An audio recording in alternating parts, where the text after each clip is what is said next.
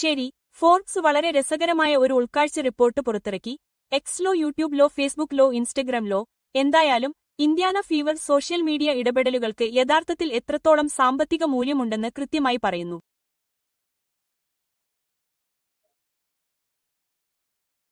എന്റെ അർത്ഥത്തിൽ ഈ പോസ്റ്റുകൾക്കെല്ലാം ഇടപഴകലിന്റെ അടിസ്ഥാനത്തിൽ ഒരു സാമ്പത്തിക മൂല്യമുണ്ട്. For supporters of the Indiana Fever and Caitlin Clark, this information comes as no surprise. Yet skeptics and traditional WNBA followers continue to dispute the obvious reality. Clark's influence on the league remains unmatched, drawing crowds specifically to watch her perform while simultaneously boosting support for her entire squad. A fascinating new report from Forbes reveals the exact monetary worth of Indiana Fever's social media activity across platforms, including Twitter, YouTube, Facebook, and Instagram.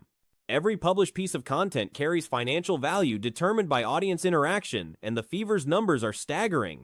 Their valuation towers above competitors, exceeding the second-place franchise by more than 5 times. The Indiana Fever achieved an incredible $55 million social media valuation, a number that demonstrates their overwhelming dominance. ആൺകുട്ടി അവരുടെ പോസ്റ്റുകൾക്ക് ധാരാളം പണമുണ്ട്. അവയ്ക്ക് ധാരാളം പണമുണ്ട്. ഇപ്പോൾ എനിക്ക് നിങ്ങളോട് പറയാൻ കഴിയും, അത് അടുത്ത WNBA ടീമിനേക്കാൾ 5 മടങ്ങ് കൂടുതലാണ്. 5 മടങ്ങ് കൂടുതലാണ്. നമുക്ക് ഇവിടെ താഴേക്ക് പോകാം. താഴേക്ക് സ്ക്രോൾ ചെയ്യുക. $55 മില്യൺ സോഷ്യൽ മീഡിയ മൂല്യനിർണ്ണയം ഇന്ത്യാന ഫിഗർസ് വളരെയധികം സംസാരിക്കുന്നു. To understand this data properly, some background context matters. Following observations about the WNBA's expanding presence across digital platforms, STN Digital, a social media agency, partnered with Zoomf, an analytics and measurement platform, to measure the league's online influence. Together, they produced the WNBA Social Rankings and Insight Report, which examines every franchise's performance throughout the season. This research investigates content performance across social platforms during the 2025 campaign and determines which organizations and posts attracted maximum engagement, visibility, and calculated media worth. STN Digital alongside Zoomf assessed official team-controlled accounts on Instagram, Twitter, Facebook, and YouTube. They monitored over 20,000 published items between May 16th and September 11th, 2025. Figures വളരെയധികം സംസാരിക്കുന്നു. ഇനി ഇതിലേക്ക് കടക്കുന്നതിന് മുമ്പ് ഞാൻ ഇവിടെ വന്ന് ഇത് നിങ്ങൾക്ക് വായിച്ചു തരാം. അങ്ങനെ ഞങ്ങൾ എന്താണ് നോക്കുന്നതെന്ന് നിങ്ങൾക്ക് കൃത്യമായി മനസ്സിലാകും. സോഷ്യൽ മീഡിയയിലുടനീളം WNBAയുടെ വർദ്ധിച്ചുവരുന്ന ജനപ്രീതി ശ്രദ്ധയിൽപ്പെട്ടതിനുശേഷം സോഷ്യൽ ഏജൻസിയായ STN digital, analytics and measurement പ്ലാറ്റ്ഫോമായ സൂം എന്നിവ പുതുതായി പുറത്തിറക്കിയ WNBA സോഷ്യൽ റാങ്കിംഗും ഇൻസൈറ്റ് റിപ്പോർട്ടും ഉപയോഗിച്ച് ലീഗിന്റെ ഓൺലൈൻ സ്വാധീനം അളക്കാൻ ഒന്നിച്ചു. David Brickley, STN Digital CEO, stated the WNBA experiences unprecedented growth. Franchise valuations are climbing significantly. Television viewership continues breaking records. Examining social media activity at this moment provides crucial insights. Through their social value metric methodology, researchers determined the estimated advertising equivalent value generated by unpaid posts.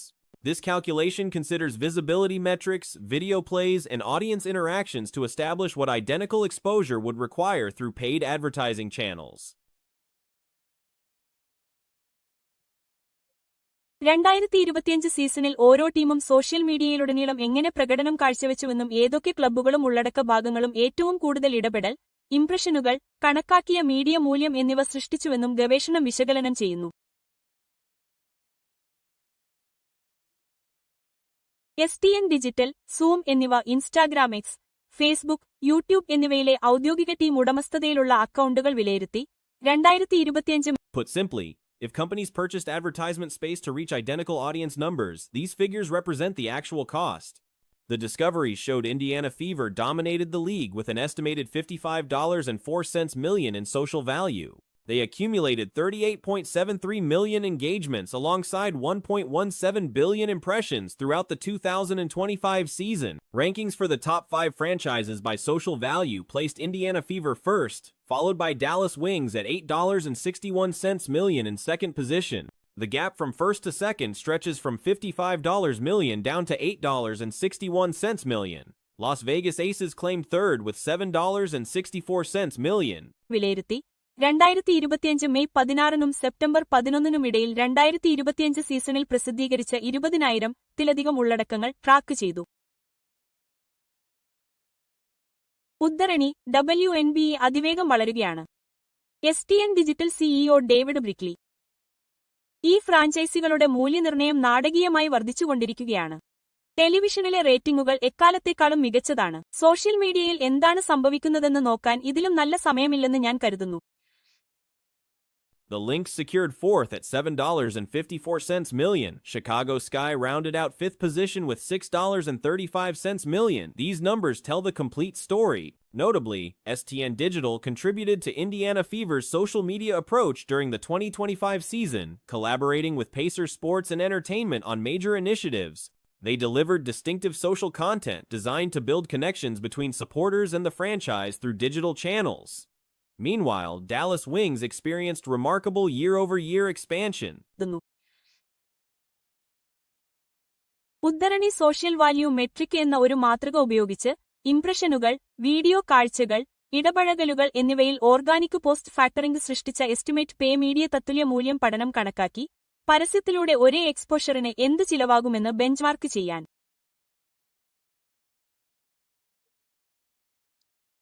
മറ്റൊരു വിധത്തിൽ പറഞ്ഞാൽ, ഇത്രയും ആളുകളുടെ മുന്നിൽ ഒരു നിശ്ചിത എണ്ണം കണ്ണുകൾ ലഭിക്കാൻ ഒരു പരസ്യദാതാവ് പണം നൽകിയാൽ നിങ്ങൾ പണം നൽകിയാൽ അത് വിലമതി. Their engagement surged 505%, impressions jumped 251%, and social value increased 344%.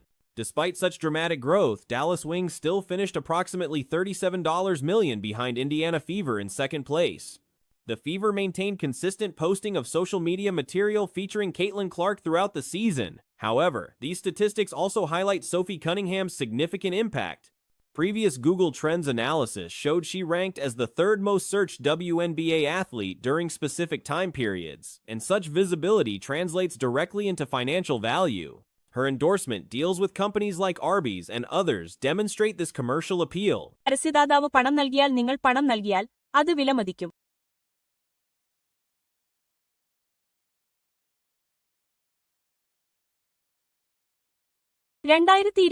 സീസണിൽ ഏകദേശം 55.04 ദശലക്ഷം സാമൂഹിക മൂല്യവും 38.73 ദശലക്ഷം ഇടപഴകലുകളും 1.17 ബില്യൺ ഇംപ്രഷനുകളുമായി ഇന്ത്യാന ഫീവർ ലീഗിൽ മുന്നിലെത്തിയതായി കണ്ടെത്തലുകൾ വെളിപ്പെടുത്തി.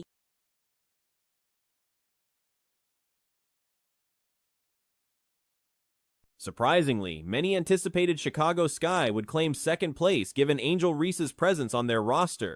Instead, they finished fifth.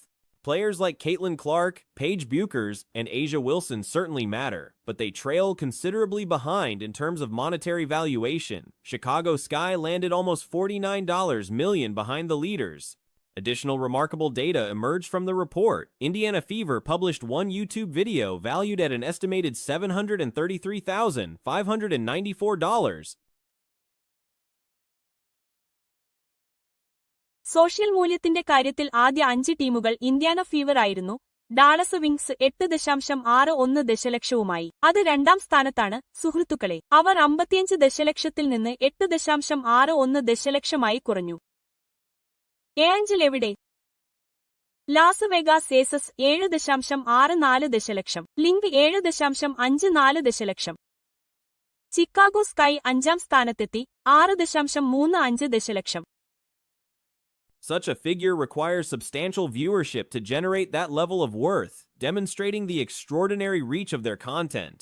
Something supernatural appears to be happening with the Indiana Fever basketball organization. What started as skepticism has turned into genuine concern about whether bad fortune is following this franchise around.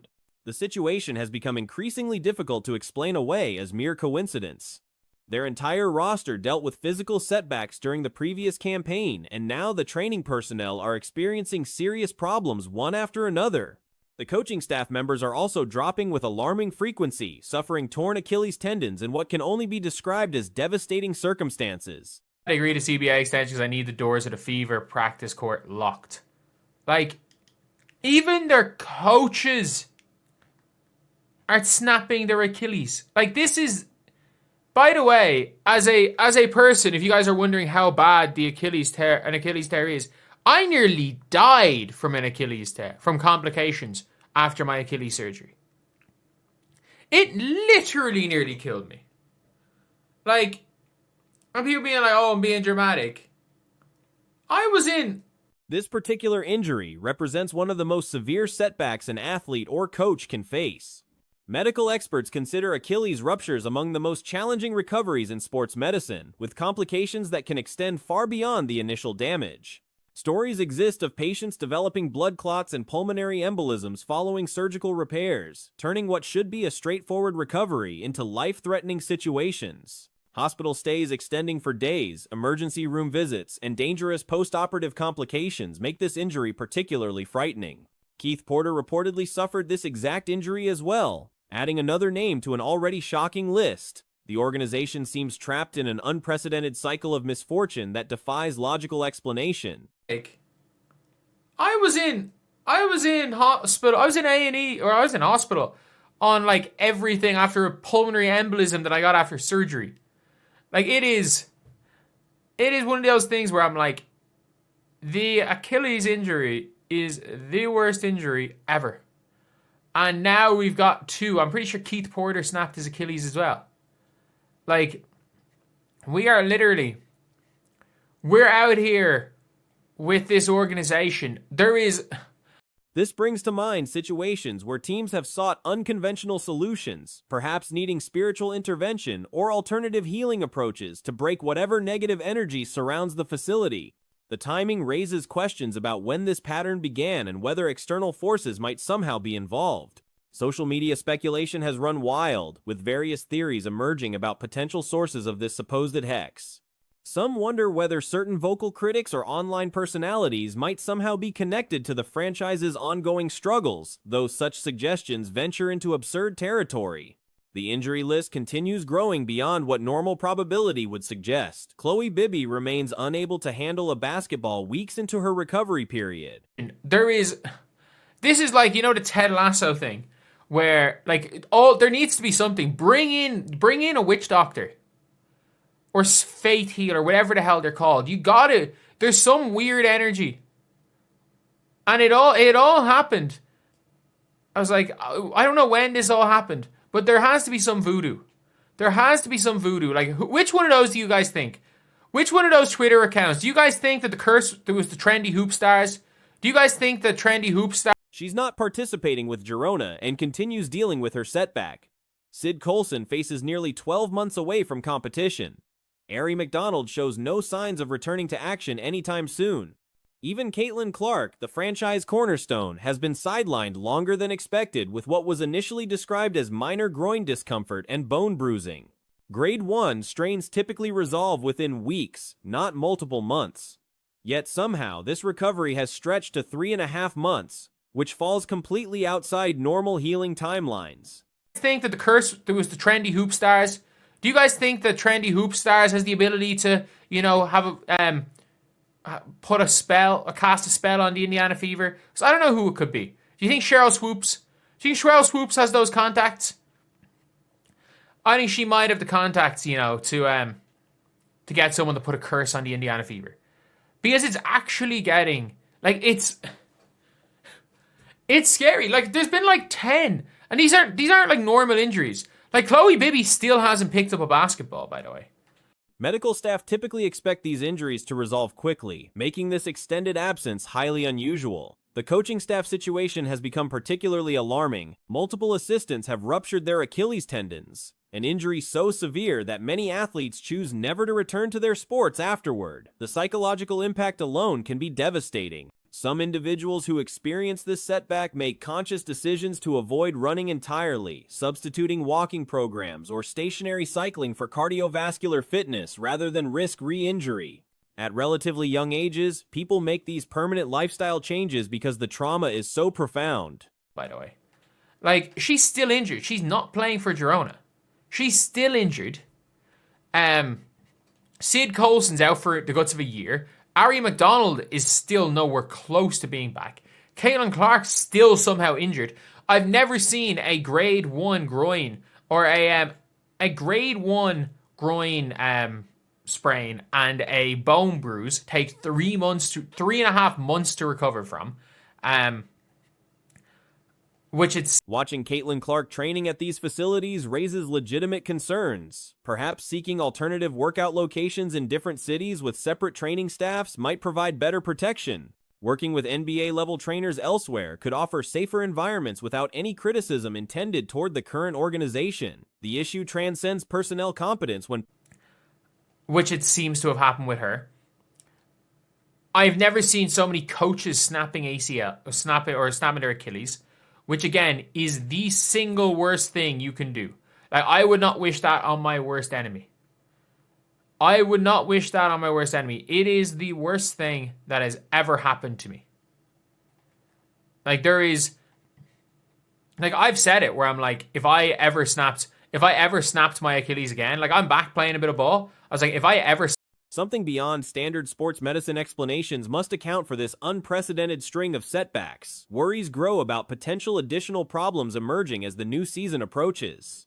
The hope remains that no further complications develop and that players currently working out in Indiana avoid picking up any new injuries. At this point, the situation has become genuinely perplexing. Nobody can adequately explain what's happening or why this franchise faces such extraordinary misfortune. Sympathy extends to the health and performance staff working under these circumstances. And like, I'm back playing a bit of ball. I was like, if I ever snapped my Achilles again, I would never play. I would never pick up a basketball again. And I'm not Joe. I would never run again.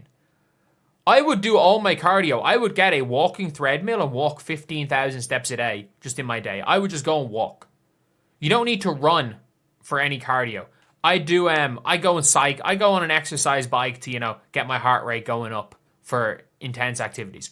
I would not run again if I snapped my Achilles again. That's how bad it is. I'm 29 years old. I'll find other ways, but I would not run again. They might be executing their responsibilities properly, but when an organization faces this level of cursed fortune, individual competence becomes almost irrelevant. Sometimes bad luck compounds regardless of how well people perform their jobs.